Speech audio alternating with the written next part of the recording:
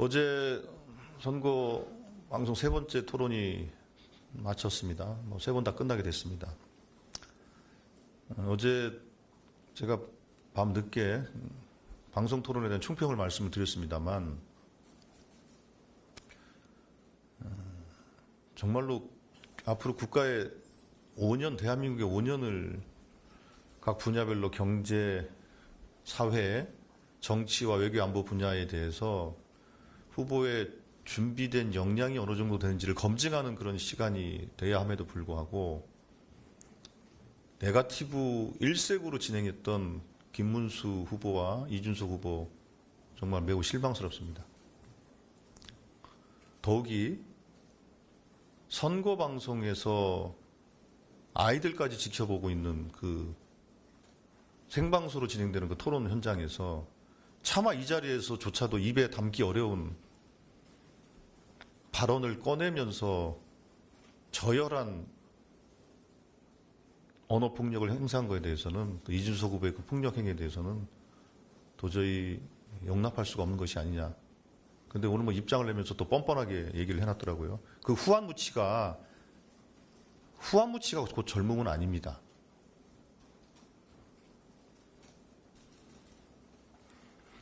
예. 그래서 이제 내일부터 사전투표가 진행이 되는데 우리가 다들 기억하고 있습니다. 지난 대통령 선거에서 0.73% 차이가 지난 대한민국을 어떻게 만들었는지, 우리 대한민국이 얼마나 큰 위기에 빠지게 됐는지, 국민 여러분들 대한민국을 다시 바로 세우기 위해서 우선은 내란 종식이 시급한 과제이고, 내란 종식과 함께 이 위기에 빠진 대한민국을 회복시키고 성장시키기 위한 준비된 리더십이 필요합니다. 투표에 참여하셔서 진짜 대한민국을 만들기 위한 노력에 국민 여러분들의 의지를 보여주실 다시 한번 당부를 드리겠습니다.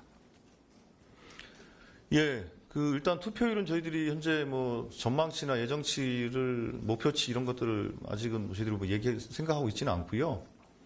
말씀하신 것처럼 보통 수요일 날 전국 선거는 치러지고 그러면 주말을 하루 끼면서 사전투표가 진행됐는데 이번에는 평일 목금 진행되기 때문에 보통의 경우는 사전투표를 좀 낮지 않을까라는 예상을 하기도 합니다. 보통 평일 진행되는 1일차 사전투표율보다 주말인 2일차 투표율이 거의 한 1.5배 이상 높은, 평균적으로 그렇거든요. 그렇기 때문에 투표율이 좀 낮을 것이라는 걱정이 있습니다. 그러나 저희들은 이 내란을 끝내겠다는 국민들의 의지가 저는 강력하다고 보기 때문에 어떤 사전투표, 본투표 할 것 없이 많은 국민들이 투표장으로 임하실 거라고 보고 있습니다. 그리고 아까 보수 결집 말씀을 하셨는데 이제 단일화에 대해서는 이제 국민의힘도 선을 그었다. 이렇게 봐야 되는 거 아닙니까? 그럼 이제 아마 이렇게 되겠죠. 그동안 열심히 이준석 후보한테 구애를 펼치던 국민의힘이 이제는 이준석 후보한테 가는 표는 4표라고 하면서 이준석 후보를 또 좀 몰아붙이지 않겠습니까? 그런데 결국 대한민국의 미래를 결정하는 이 선거에 있어서 주권자들의 판단 기준은 무엇이냐? 그건 명백합니다. 이 6개월간 지속되고 있는 이 내란 사태를 어떻게 정리할 것이고 끝장낼 것이냐의 문제와 지난 3년간 이 망가진 대한민국을 어떻게 회복시킬 수 있을 것인가에 대한 주권자들의 의지와 결단이 이번 선거라고 저는 생각합니다. 그래서 그렇게 저희들은 마지막 또 국민들께 호소를 할 생각이고요. 보수 결집보다는 국민들이 내란 종식과 헌정질서 회복, 대한민국의 회복과 성장을 위한 주권자들의 결집이 있을 거라고 봅니다. 다만 한 가지 좀 당부를 드리고 싶은 것은